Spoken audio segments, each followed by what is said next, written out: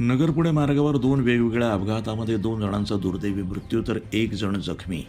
नगर पुणे महामार्गावर दिनांक 12 मार्च रोजी एकाच दिवशी झालेल्या 2 वेगवेगळ्या अपघातामध्ये दोघांचा मृत्यू झालाय.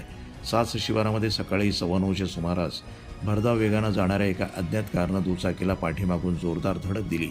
या भीषण अपघातामध्ये एका महिलेचा जागीच मृत्यू झाला असून त्यांचे नातेवाईक गंभीर जखमी झालेत.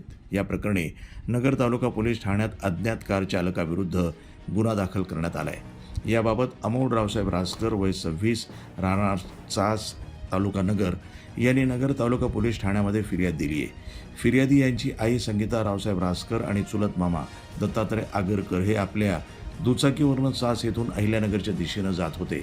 यावेळी हेमराज फार्म्स समोर पाठीमागून येणाऱ्या महिंद्रा XUV 400 क्रमांक MH16 DW 4371 या कारच्या चालकानं आपल्या ताब्यातील वाहन अविचारानं आणि हायगेनं चालवून दुचाकीला जोराची धडक दिली.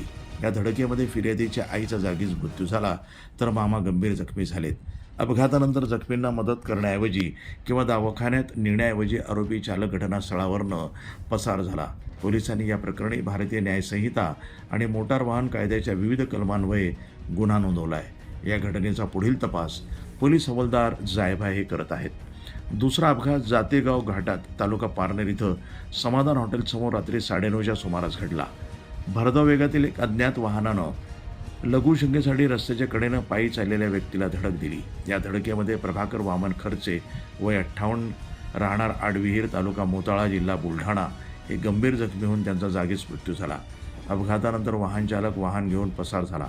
याबाबत मैताचा चुलत भाऊ उदयकुमार ज्ञानदेव खर्चे वय 52 राहणार आडविहीर तालुका मोताळा जिल्हा बुलढाणा यांनी सोपो पोलीस ठाण्यामध्ये दिलेल्या फिर्यादीवरनं पोलिसांनी अज्ञात वाहन चालकाविरुद्ध गुन्हा दाखल केला आहे.